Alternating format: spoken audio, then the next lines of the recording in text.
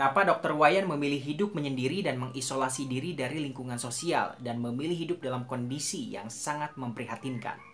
Ini adalah kisah pilu seorang dokter bernama Dr. Wayan yang sedang viral. Kasus Dr. Wayan ini viral setelah seorang wanita memposting sebuah video ke akun TikToknya dan ternyata videonya tersebut viral. Si wanita ini memperlihatkan kondisi rumah Dr. Wayan yang nampak seperti sebuah rumah yang sudah ditinggalkan dan terbengkalai selama bertahun-tahun. Padahal rumah ini sebenarnya masih ditinggali dan ditempati oleh Dr. Wayan, namun kondisinya sangat memprihatinkan. Acak-acakan, berantakan, kotor, kumuh, lembab, tidak terawat, ya seperti layaknya rumah kosong gitu. Padahal rumah ini sebenarnya kalau dirawat dan dibersihkan itu bagus. Karena si pemilik rumah adalah seorang dokter, di dalam rumah tersebut masih ada ruang praktek dokternya. Ada juga tempat tidur buat pasien, ada alat-alat kedokterannya, bahkan obat-obatannya pun masih ada di lemari gitu. Cuma dalam kondisi yang super duper berantakan.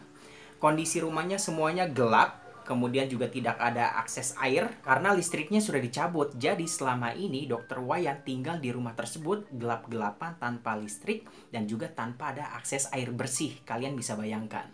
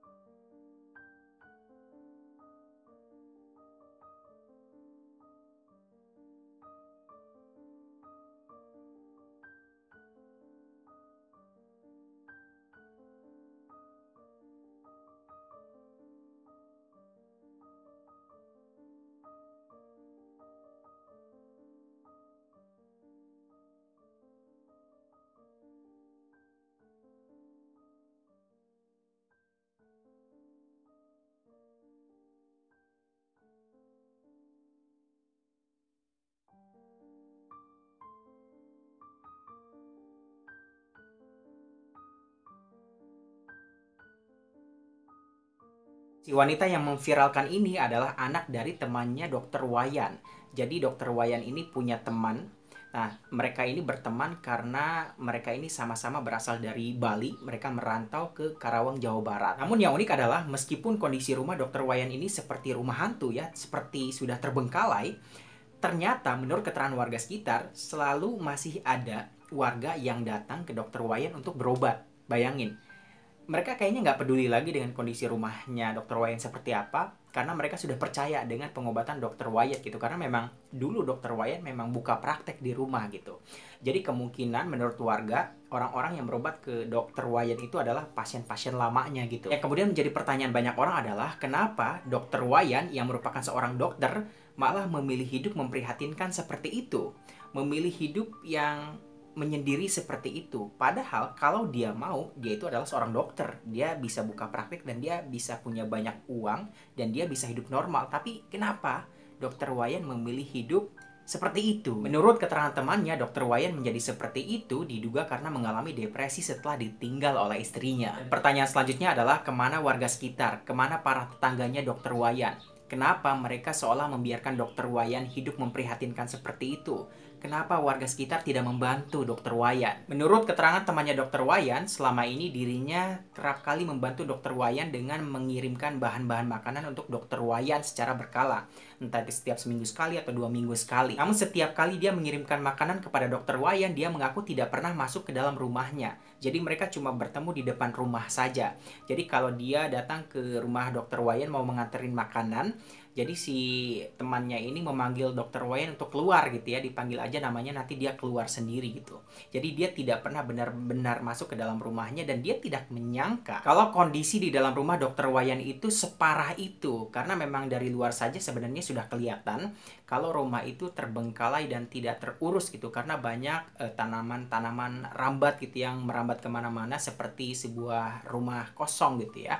Tapi dia tidak menyangka kalau dalamnya itu memang seberantakan itu dan sekumuh itu. Dan menurut keterangan warga sekitar, beberapa kali warga sekitar ini sempat menawarkan diri untuk membersihkan lingkungan rumah dokter Wayan gitu ya, secara bergotong royong lah. Mau dibersihkan gak nih pohon-pohon rambatnya ataupun sampah-sampahnya dan lain sebagainya gitu.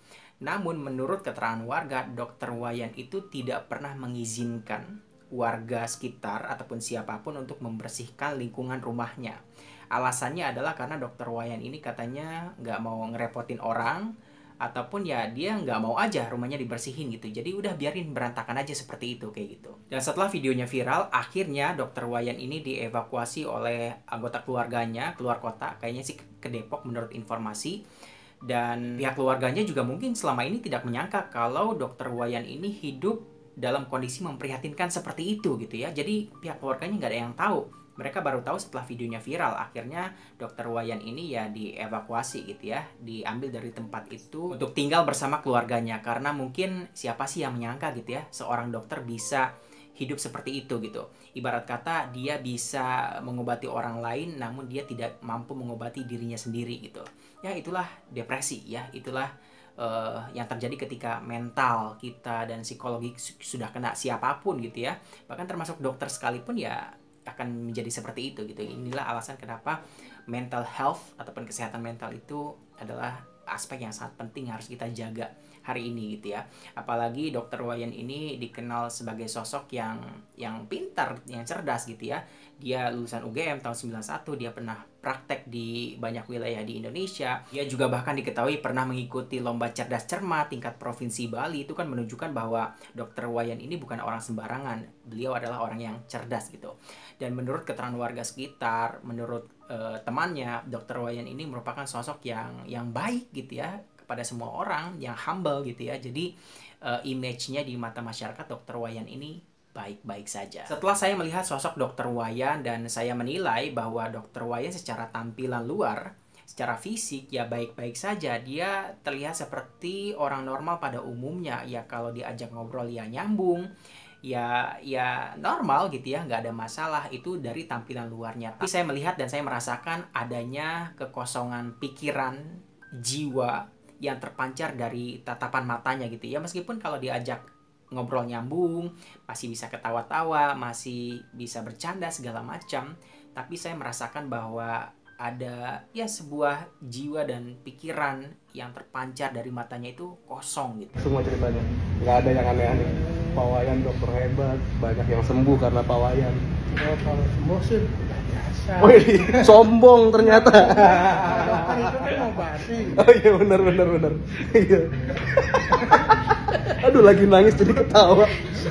Dan setelah kasusnya viral dan dengan izin dokter Wayan dan juga pihak keluarganya, akhirnya warga sekitar memutuskan untuk bergotong royong bersama-sama membersihkan rumahnya dokter Wayan gitu. Dan saat ini kondisi rumah dokter Wayan kayaknya sudah lebih baik. Kita tentu sangat berharap kalau dokter Wayan ini bisa kembali pulih ya, kemudian dia bisa kembali ke rumahnya, hidup normal, kemudian kembali membuka praktek. Karena saya yakin dokter Wayan ini adalah dokter yang hebat gitu ya. Karena dalam kondisi seperti itu, pasiennya masih ada yang percaya sama dia, berobat ke dia. Bisa dibayangkan kalau dokter Wayan ini hidup normal kembali, mungkin seperti dulu, saya yakin banget dia buka praktek di rumahnya pasti bakalan banyak pasien yang berobat ke dokter Wayan.